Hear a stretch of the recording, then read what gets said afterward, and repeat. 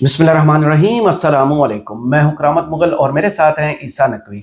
नकवी साहब, हुकूमत पर बैरूनी दबाव बढ़ने की बातें चल रही थी और इसी दौरान लोग ये बातें करना शुरू हो गए। इस दबाव की वजह से ये मुज़ाकरात का सिलसिला शुरू हुआ है। हुकूमती अरकान ने, वज़रा ने ताबड़तोड़ बयानात दिए। क्या ये तूफान थम गया है या मज़ीद बढ़ रहा है? देखें, हम जब गुफ्तगू कर रहे हैं ये 31 दिसंबर और 1 जनवरी, साल शिफ्ट हो रहा है 2024 से 2025 की तरफ। तो न्यू ईयर का मौका है, न्यू ईयर नाइट है। इस वक्त यूरोप पूरा पार्टी कर रहा है, पूरा मगरिब जो है वहाँ पे पार्टी चल रही है, वो आतिशबाजी के मुजाहरे, वो चीज़ें शुरू हो जाएंगी। ये जो क्रिसमस और न्यू ईयर की छुट्टियां हैं ना, ये बड़ी अजीब व गरीब किस्म की होती हैं। वहाँ पर हर चीज़ जो है वो हॉल्ट पे चली जाती है, कारोबार ज़िंदगी ठप होता है, दफ्तरी निज़ाम और काम जो है वो बंद होता है।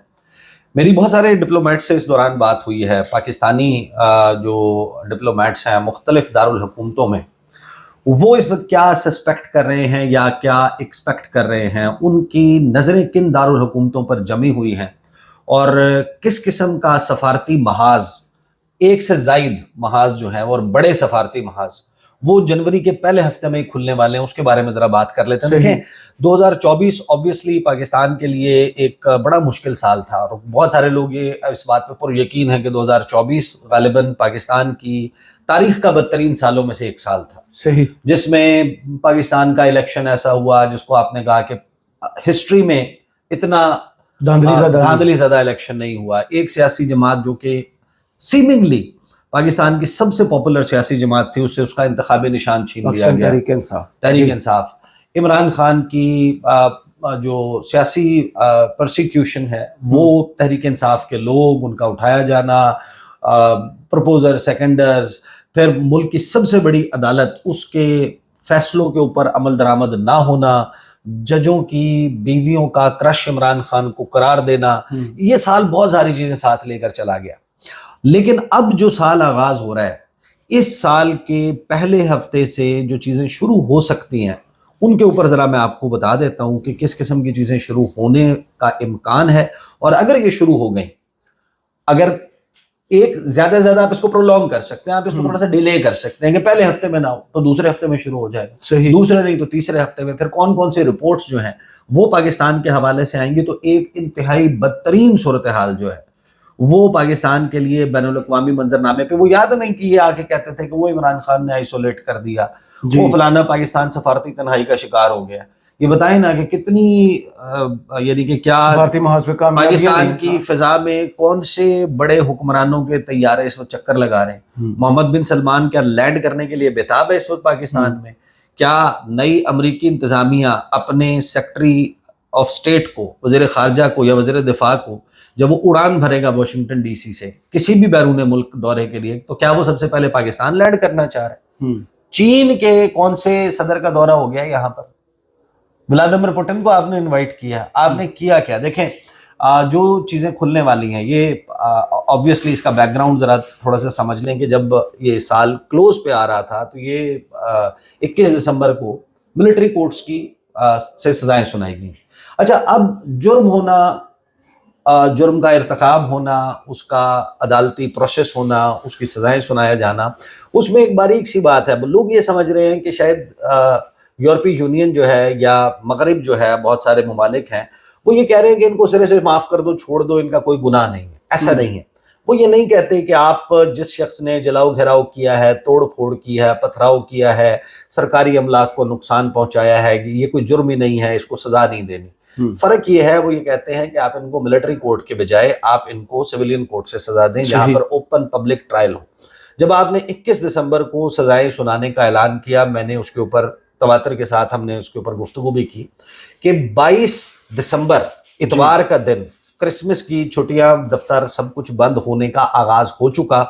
उस वीकेंड के बाद कोई काम और कोई एक्टिविटी नहीं थी, लेकिन उसके बावजूद इतवार वाले दिन यूरोपीय यूनियन 28 मुल्कों के वज़राए खारजा से, उनकी फॉरेन मिनिस्ट्री से अप्रूवल लेके पाकिस्तान के खिलाफ एक बयान दागा गया जी। और उसमें पाकिस्तान के लिए धमकी मौजूद थी GSP प्लस स्टेटस के हवाले से। अब लोगों को क्योंकि इल्म हो चुका है तो GSP प्लस स्टेटस के ऊपर डिटेल में जाने की जरूरत नहीं है। पाकिस्तान का जो प्रेफरेंशियल एक्सेस है, आसान एक्सेस है यूरोपीय मंडियों तक, वो GSP प्लस स्टेटस का मरहून मिन्नत है। और GSP प्लस स्टेटस मिला है हमें 27 इंटरनेशनल कन्वीनेंट और कॉवेनेंट्स एंड कन्वेंशंस और ट्रीटीज के ऊपर अमल दरामद, सही, उसमें है एक ICCPR, सरे फहरिस्त है, international covenant on civil and political rights.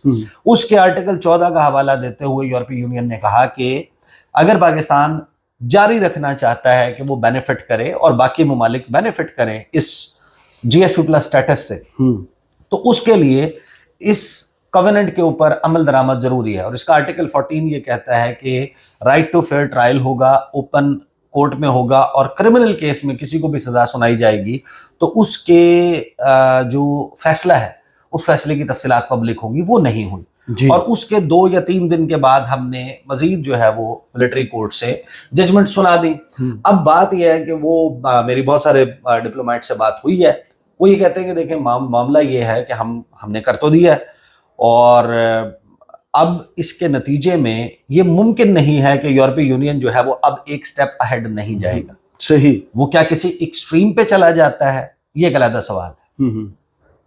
ये नहीं है कि इसका मतलब यह है कि पाकिस्तान का GSP+ स्टेटस फौरन ही खत्म हो जाएगा, लेकिन अगर वो रिव्यू में डाल देते हैं पाकिस्तान को, तलवार लटका देते हैं, वो इतनी भयानक है और इतनी नुकसानदेह। अभी तो आप कह रहे हैं कि 7 से 9 अरब डॉलर जी का आपका यूरोपीय, आपकी जो सबसे बड़ी एक्सपोर्ट मार्केट्स हैं वो कौन है जी, वो चाइना नहीं है, सही, वो इंडिया नहीं है, वो अफगानिस्तान नहीं है, वो ईरान नहीं है, वो रशिया नहीं है, वो सऊदी अरब नहीं है, वो UAE नहीं है, वो गल्फ नहीं है, वो यूरोप है और अमेरिका है। आपकी 60 से 70% टोटल जो एक्सपोर्ट्स हैं उनका इन 2 डेस्टिनेशंस पर होता है, एक अमेरिका है और दूसरा है यूरोप।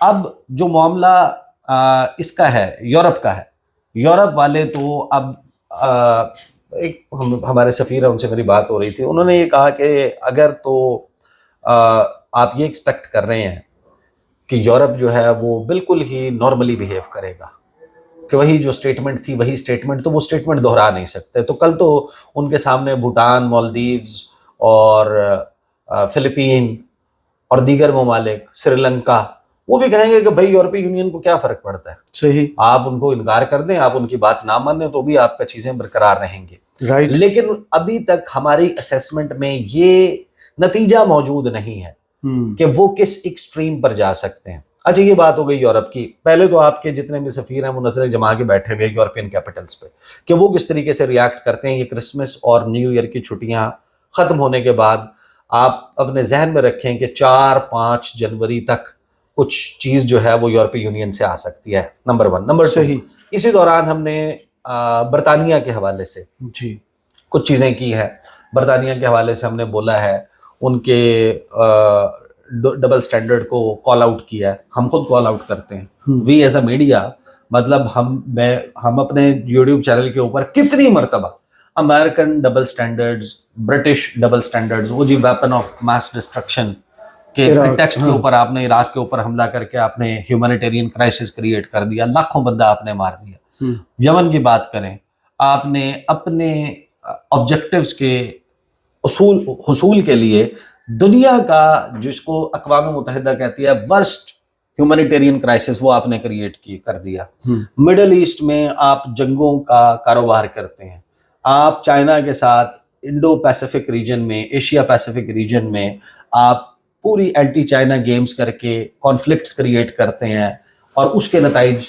लेकिन वो मुल्क है, वो जोर आवर भैंसे हैं, वो सांड है, वो जो कुछ करते हैं उसके ऊपर हमारे डिप्लोमेट्स ये कहते हैं कि देखें वो जो भी कर लें, ये नहीं कहते कि क्या उखाड़ लो। सही, ये हमने शुरू किया।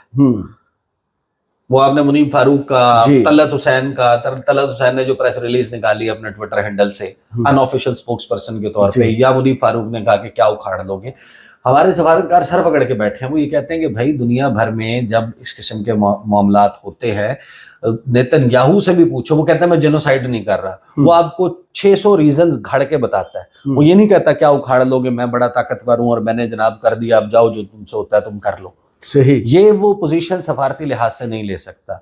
हमने सफारती लिहाज से अभी तक जो इसके ऊपर पोजीशंस ली हैं यूरोपीय यूनियन के हवाले से, यूरोपीय यूनियन को तो चले हमने अपने आइन कानून और फलां का बताया, हमने जो बरतानिया के मुतल्लिक या अमेरिका के मुतल्लिक, अगरचे अमेरिका के मुतल्लिक तो नाम लेके स्टेटमेंट नहीं दी, तो ओवरऑल ये जो सिनेरियो डेवलप हो रहा है इसमें इंटरनेशनली मैं आपको ये बता रहा हूँ कि जो منظرنامہ ہے جی اس میں امریکن ایڈمنسٹریشن. آپ اپنے ذہن میں رکھیں, بہت سارے لوگوں کے ذہن میں سوال تھا نہیں جی امریکی جو ہے ان کی ترجیحات میں پاکستان نہیں ہوگا, پرائورٹی لسٹ میں تو پاکستان ہے.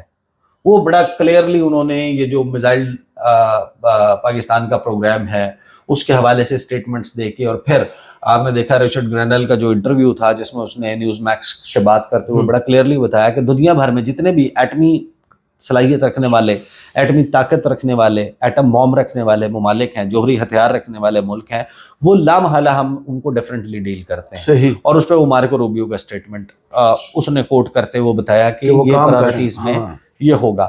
اب یہ ہمارے لیے پریشانی کی بات ہے. اچھا یہ نئی بات نہیں ہے, یہ جو کہہ رہے ہیں نا کہ وہ دے آر آفٹر, یہ عمران خان بہانہ ہے اور نشانہ جو ہے وہ فلائیں. بلاول کو تو پتہ نہیں وقت ہی ضائع ہوا ہے اس کی ٹریننگ کے اوپر, بلاول بھٹو زرداری کے, وہ وزیر خارجہ بن کے بھی یہ نہیں سمجھ سکا صحیح کہ یہ ہمیشہ سے ہے اور ہمیشہ رہے گا. یہ جو پابندیاں ہیں یہ اس کا تعلق اور یہ جو سب کچھ وہ امریکہ کر رہا ہے یہ ان کے لارجر آبجیکٹیوز ہیں ان میں سے ہے.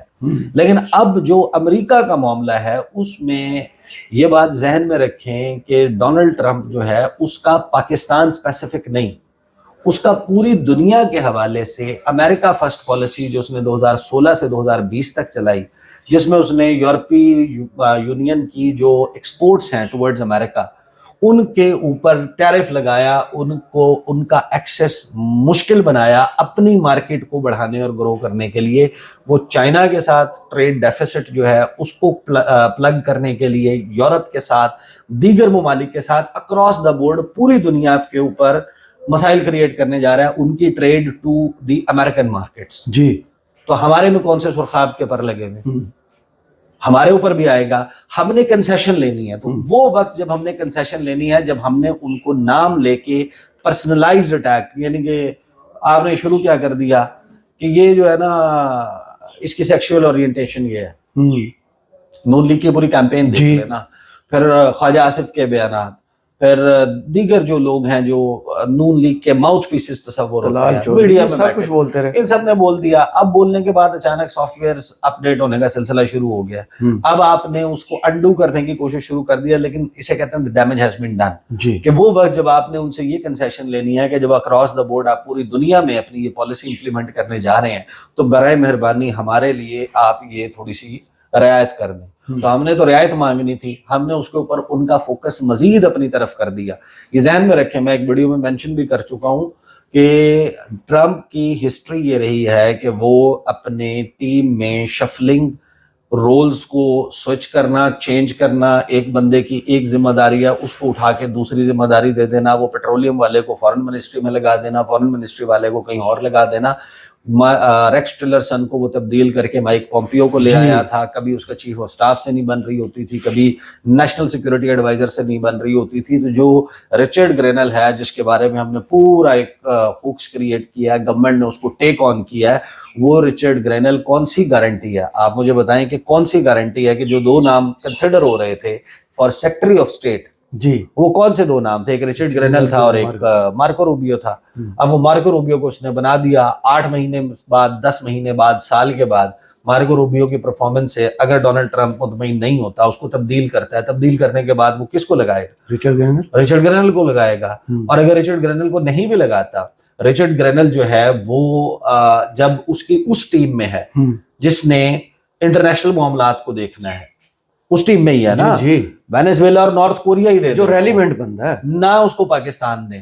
تو اس نے جس بندے نے نارتھ کوریا اور وینیزویلا کو ڈیل کرنا ہے, کیا وہ مسلسل رابطے میں نہیں ہوگا مارکو روبیو کے ساتھ؟ بالکل. وہ مارکو روبیو کے ساتھ روزانہ کی بنیاد پہ, ہر دوسرے دن کی بنیاد کے اوپر رابطے میں ہوگا, تو وہ جب پاکستان کے موجودہ حکومت کے حوالے سے اتنی سخت زبان استعمال کر رہا ہے تو اس بات کی آپ کے پاس کون سی گارنٹی ہے کہ وہ مارکو روبیو کے کان نہیں بھر رہا ہوگا؟ اور جو یہاں پر اسٹیٹ ڈپارٹمنٹ میں تبدیلی ہوگی, assistant secretary of state Pakistan اور دیگر ممالک کو ڈیل کرنے والا جو اس خطے کے ہیں, پھر جو آپ کے یہاں پر سفیر ہے, یہ سارا ایک بہت بڑا پالیسی شفٹ آنا ہے امریکہ کا, جس کے لیے آپ کی تیاری نہیں ہے. اور یہ سلسلہ دیکھیں جنوری کے پہلے ہفتے میں, پہلے تو آغاز میں آپ دیکھیں یورپی یونین سے بیان, اس کے بعد آپ کو یہ دیکھنا ہوگا کہ نئی امریکن ایڈمنسٹریشن بائی 20 جنوری جب وہ ٹیک اوور کرتے ہیں, انہوں نے معاملات کو کیسے لے کر چلنا ہے. اور اس کے بعد اب آپ ایک بات ذہن میں رکھیں, جی ہم نے 31 دسمبر 2023 تک جب بلے کا نشان کا فیصلہ نہیں آیا تھا، جب پروپوزر سیکنڈرز کو نہیں اٹھایا گیا تھا، جب کاغذات نامزدگی نہیں چھینے گئے تھے، جب 8 فروری کا الیکشن نہیں ہوا تھا، جب فارم 45-47 کا معاملہ نہیں آیا تھا، جب پاکستان کی عدلیہ کا نقشہ تبدیل کرنے کے لیے 26ویں آئینی ترمیم نہیں آئی تھی، جب 24 نومبر سے آنورڈ احتجاج کا حق نہیں چھینا گیا تھا، جب سنگجانی جلسے کے بعد پارلیمنٹیرینز کو گھس کر پارلیمنٹ سے نہیں اٹھایا گیا تھا، جب یہ تمام سچویشن تھی، جب اتنے لوگوں کی پرسیکیوشن یا پروسیکیوشن نہیں ہوئی تھی، عمران خان کے خلاف آدھی رات تک مقدمات چلا کے بیک ٹو بیک یہ سزائیں نہیں سنائی گئی تھی، تب 31 دسمبر جی 2023 پچھلے سال آج ہی کے دن تک جو کچھ ہوا تھا اس کی بنیاد پہ ہمیں اکانومسٹ ڈیموکریسی انڈیکس میں جی اٹھا کر ہائیبرڈ رجیمز کے کھاتے سے نکال کر اتھارٹیرینز میں ڈال دیا گیا تھا۔ اب جو آپ کی رینکنگ آئے گی، ہر دوسرے تیسرے چوتھے ہفتے آپ ایکسپیکٹ کریں کہ انسانی حقوق کے حوالے سے، ڈیموکریسی کے حوالے سے، دیگر معاملات کے حوالے سے اذان شروع ہو گئی ہے۔ ویڈیو کو ذرا بس کلوز کر لیتے ہیں کہ جو رپورٹس ہیں وہ آنے کا سلسلہ شروع ہو جائے گا اور سفارتی محاذ آپ کے سامنے ہے۔ صحیح، بہت شکریہ عیسیٰ نقوی آپ کے تجزیے کا۔ کمنٹس باکس میں ضرور بتائیے گا یہ ویڈیو آپ کو کیسی لگی۔ اجازت دیجیے، اللہ حافظ۔